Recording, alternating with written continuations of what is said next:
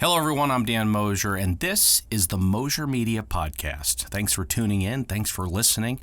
And Mosher Media is a video production company here in Fair Lawn, Ohio, that I started in 1992 while I was a senior in high school. And now at age 45, here I am 27 years later. Does that math work? 27 years in corporate video and producing TV commercials, running camera crews all over. And considering myself very fortunate that I've had the chance to work for some really great companies, some really great people, it has been a wonderful ride. And I feel like at times we're just getting started. And there's nothing wrong with that feeling like you're just getting started. There's something exciting about being a startup. Is it possible that after so many years, after so many decades, you could get a little stale, you could get a little stagnant, and lose the enthusiasm you had as the upstart, as the young entrepreneur, as the, hey, we got to get this thing off the ground, I don't want to work this other job anymore kind of situation? So here we are. And I want to use today's podcast to talk about some of what could be pure genius or the worst marketing ideas ever. And I wanted to open it up for discussion. My email, dan@moshermedia.com, Mosher, as you can see right there on the SoundCloud ID if you're looking at SoundCloud, or maybe you're listening on YouTube. But anyway, we can be found at moshermedia.com. And of course, facebook.com/moshermedia. And if you're listening on YouTube, then you can see the YouTube channel right there. So I'm going to discuss today some of what I think are potentially the worst marketing ideas ever. And some of them were a lot of fun to try. And at various times in my career, the crew, the team, my wonderful employees have come to me and said at different times, this is not a good use of our time. Why are you doing this? And there always has somebody in the room that says, well, we've tried that before. That's the greatest thing ever, when somebody says, well, we've tried that before. But maybe it just wasn't the right time for that marketing idea. And I always remind everyone that I don't have any answers. I have more questions than answers. And I want to talk about some of these marketing ideas that we've tried over the years, almost as a way to look back and have a little laugh, kind of poke fun at a little failure. Is failure okay? I'm okay with failure. I'm totally okay with saying, we did try that and we completely screwed it up then. Maybe we should try it again and see if we could do it right this time. But it's fun to look back. One idea that I had many years ago, and I think was a lot of fun, was parking lot ping pong. And this was at the beginning of the social media era. And we had our Facebook page. Perhaps YouTube was just starting. And we decided that we needed to look like a fun company, which should have been pretty easy. We are a fun company. We've always had a fun, creative group at Mosher Media. So we thought, what can we do that's outside of just showing our demo reel, showing behind-the-scenes pictures of camera crews? How many times can you just show a group of people putting up lights and standing behind a camera? This is what our social media had started out as, and frankly, there's a lot of times where I'm still posting pictures of camera crews doing things. I love this.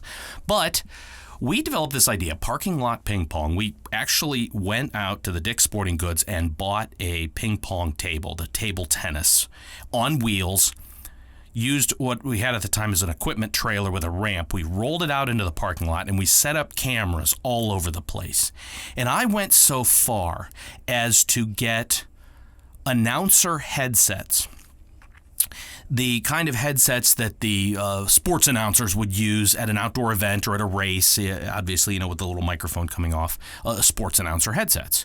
And we had 2 announcers for parking lot ping pong. And they were supposed to, and they did, razz the players. They were supposed to just have a little fun with it. So we would have the announcers, we had the players, and Mosher Media always has been located in some sort of, office in an office park or in some sort of facility or building where people can watch out the windows, people that aren't in the creative field, perhaps.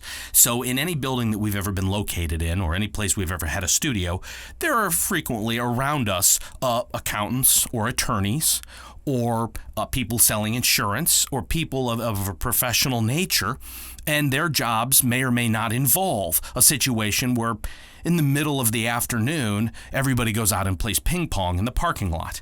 And I think that's kind of what made it fun or slightly humorous. And we put these 5-minute matches, these 5-minute games online. And I didn't think a whole lot of it. I thought this is a lot of fun. We took a lot of pictures of ourselves. It was a great social media opportunity. But what ended up happening was people started asking our employees if we could bring parking lot ping pong to their business. And I was absolutely amazed at that response.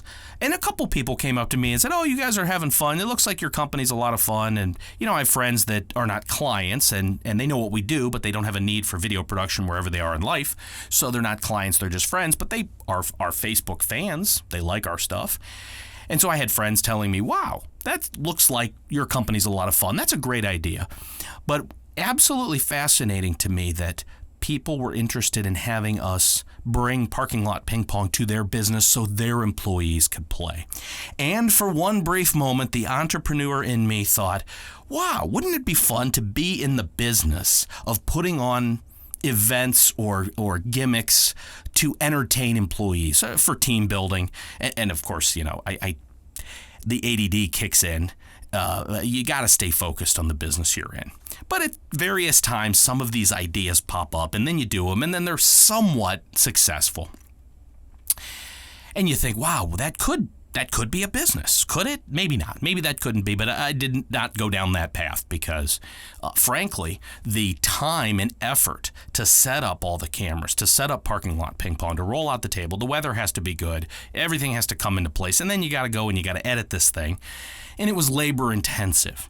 So we had to look at, from a business standpoint, like any marketing idea, what do you have in it versus the result that you got? And I got the reaction, we got the attention, we got likes, it was a blast. But we haven't done parking lot ping pong in years. But I think back to, was that pure genius or was it the worst marketing idea ever? And what I would love in this podcast is to invite other entrepreneurs, other creatives. If you are a photographer, if you are a graphic designer, if you're running a website design and development firm, if you're running a social media or digital marketing firm, share what you think might qualify as a ridiculous marketing idea that didn't work, a promotion that seemed like it was going to be a great idea. But then upon execution, you learn all the lessons. You learn the true cost. And there is something to be said for just going out and trying something. Because frankly, everything looks different on paper than it does in the real world. The actual circumstance is very different than when you put the pencil to paper and say, what would it cost to do this? Or what are the logistics of putting this together? And then you go out and you do it and you discover all the pitfalls along the way. But I would love to hear from the audience, maybe a good marketing idea, maybe something you've tried that just went terrible. And of course, we all have our secrets. Maybe if you have that secret sauce, maybe if you have the perfect marketing formula, you certainly don't want to share it. That's something you want to keep to yourself. But within the industry, within the group that is the creative services business, and again, those of us that might be in advertising or media production, like I said, photography, or graphic design, event and wedding videographers. Obviously, marketing the wedding and event video work is you go to the wedding shows and you do all that, but even putting together the booth at the trade show, at the wedding show to appeal to the brides, and how do you display your demo and all of those sorts of things. I remember 92 through 98, I was very, very involved in the wedding video business, and that was a lot of fun, a lot of work. A wedding is a 10-hour, 12-hour day just to shoot it. And then all the editing. I know some wedding videographers that run 5 or 6 cameras during the ceremony. And then they go to the reception. They have hours and hours of footage to cut together. It's a lot of work. So moving on to the next ridiculous marketing idea, I have to get the feedback on this. Is this pure genius, or is it the worst marketing idea ever? And this one might have some liability because it involves making homemade chocolate chip cookies, putting them in a box, and stamping the Mosher Media logo on it with a rubber stamp to make it look kind of cool and artsy, and it says moshermedia.com. And I would drive around at the holidays and try to see as many clients as I could in person giving out chocolate chip cookies as a gift. And there's a lot of companies we work for that you cannot give gifts. There's a lot of companies where there's a corporate policy. You can give out some swag. You can give out pens and mugs and all that sort of stuff. But I wanted to do something different. And, you could buy cookies. You could buy Chips Ahoy and put them in a box with your name on them. But I liked the idea that sometimes homemade chocolate chip cookies are hard to come by. And they're delicious. So I actually, I have a new kitchen at my house. I have fairly new appliances. I got this big kitchen. I don't do a lot of cooking, but I know how to make chocolate chip cookies. So I actually, this was fun, is perfecting the chocolate chip cookie that was going to be the Mosher Media holiday gift cookie. And I put these into the boxes. We went into production. I could figure out that in about, I could make however many dozen cookies in 3 or 4 hours. We were cranking out cookies, my son and I at the house, making chocolate chip cookies. It was a blast. And then I went around, and you wouldn't believe the response you would get when you walked in with the boxes of homemade chocolate chip cookies, because you could tell that when you're getting this as a gift, people could tell that this was something that was not store-bought, obviously. This is something that was a out of the box idea, so to speak. They were in the box. This was turned out, and I haven't done this in a long time because this was a ton of work. Again, this is something you try, and you think, we should do this all the time. There's a problem in the summertime, obviously, with you driving around with cookies in the car. The cookies are going to melt in the heat, or the chocolate is going to... This is a great thing to do in the fall or at the holidays. But we haven't done that in a while, and I thought about bringing that one back because that, I feel like, was maybe not on the level of pure genius, but I think that was a success. And I can recall some people asking me in recent history, asking me, hey, where are the cookies? We had this other idea, and we tried it, called Random Acts of Grilling.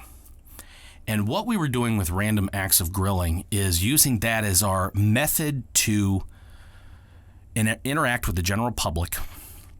And we were begging for likes and subscribers.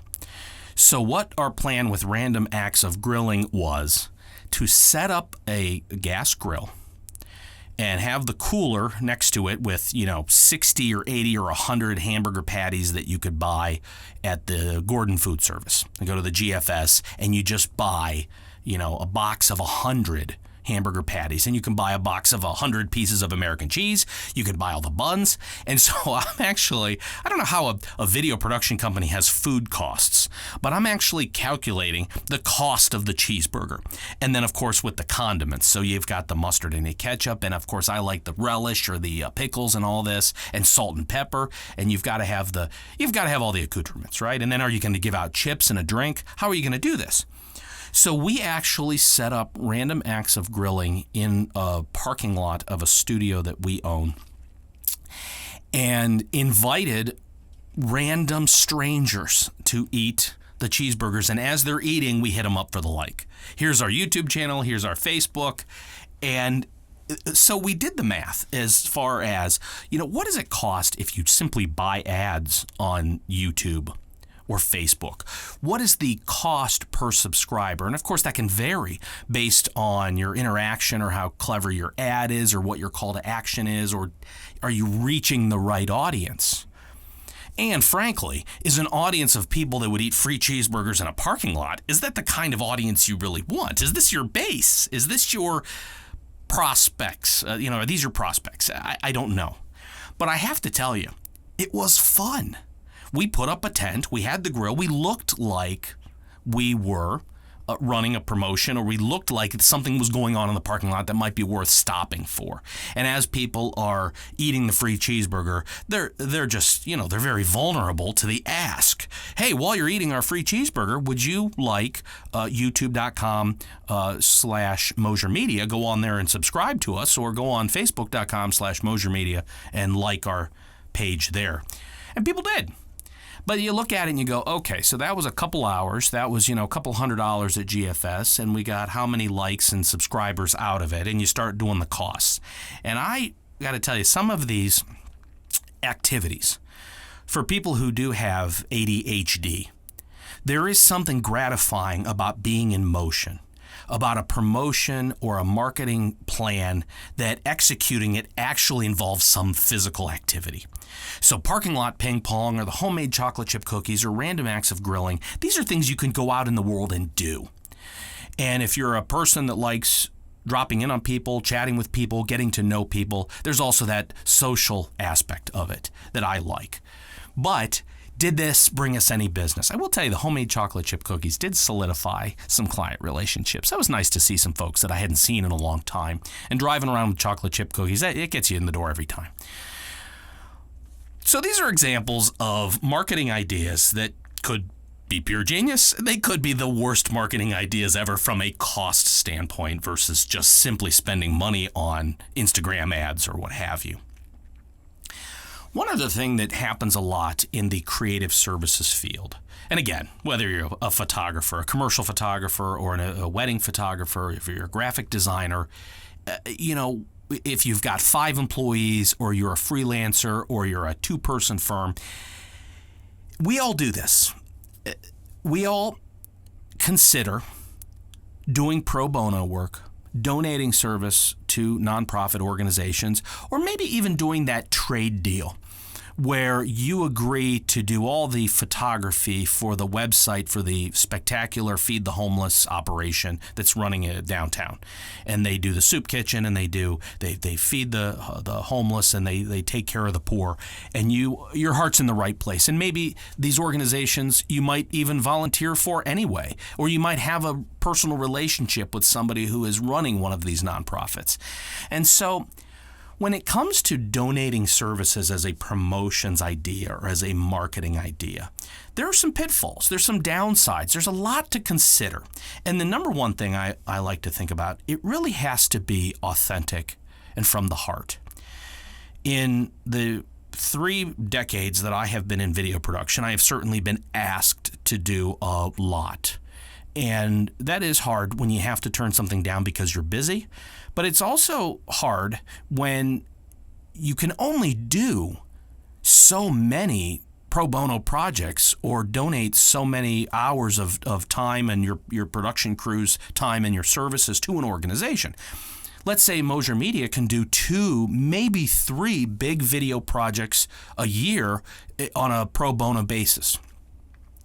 So I have to pick organizations that I really am passionate about their mission. And that authenticity needs to be there, because the reality is, and I have proven this several times, you're probably not going to get any business out of it. And you really need to go into a situation where you're donating website design or photography services or video production for the fundraiser. You're donating this because it's from the heart and you really want to make a difference. And I will tell you, there is something extremely meaningful about using your gifts and your talents and your services and what you have to help an organization that's doing great work. There is a problem, a pitfall that comes up when you're doing this, and that is if a lot of people start talking about the word free. And I have this experience that I'd like to share. Mosher Media did a video for a wonderful organization, and I am very passionate about the mission this organization has, and I see the work that they're doing, and they are truly helping people in need. And they have the need to raise money like every nonprofit does. To be sustainable, you are constantly fundraising. And video can have a tremendous impact on a fundraising event. To get up and give a speech about what your organization is doing and show some pictures is one thing. But if you play a short video that is cinematic and emotional and powerful and conveys to the 500 people in the room exactly what the mission of this nonprofit is, you can change the outcome of the fundraiser. You can take an event that was going to raise $50,000 and perhaps instead motivate people to donate even more, and so then you've raised $70,000. You can have that kind of impact on the results. So the problem is, if you have a room full of people, these might be your prospects. Donors sometimes own businesses, people who are wealthy, people who have the means to go to a fundraising dinner, to buy a ticket for $100 to get in, and then buy auction items, and then to, at the end of the night when the auctioneer is saying, is there anyone in the room who would like to donate $2,000? And then people raise their paddles. This is the audience you want. But again, I go into these things with an authentic desire to serve the community. And it really is about supporting the mission. So I'm not looking around the room going, okay, who am I going to hit up for business here? And the bigger challenge is when somebody uses the word free.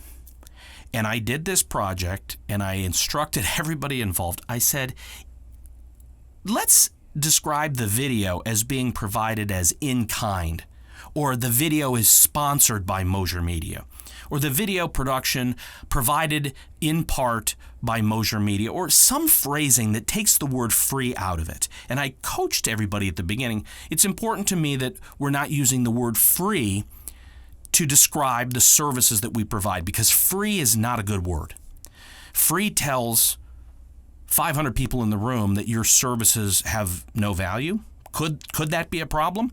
I'm open to discussion on it, but my belief is that the word free is not good. I know a Major League Baseball team that when they send out tickets to media outlets, radio stations and TV stations to give away on the air, they are very clear that in the copy, you are not allowed to say free tickets. The prize is a 4-pack of family tickets to the baseball game. You are not allowed to use the word free. They do not want the word free associated with the tickets to the game. So sure enough, at the fundraising event that I went to, I was very proud of this video and honored, certainly, that the CEO of the organization, after the video played, and it was very emotional and people were certainly moved, I know they were, and the organization leader stood up at the podium and said, we would like to thank Mosher Media. If Mosher Media is here, please stand up and thank you so much for providing this for free. Thank you for doing this for our organization for free. And I thought, oh, well, there we go. Now, that's fine. I let it go. I certainly wasn't going to. I stood up and the audience applauded. And, the rest of the fundraiser went on. I might have bought a few auction items too. I probably should not do that, but we spent a little money. It was a lot of fun. But it's a good cause. So then that following Monday, we had another nonprofit that we do work for that we charge a discounted rate, that we haven't donated a lot of services to that particular nonprofit. And that client called and said, I heard that you did a free video for this other organization. It turns out she was in the room. One of our other clients was in the room at the fundraising dinner. I didn't get a chance to see them, or I didn't, 500 people in a room. I'm at table, 27 in the back.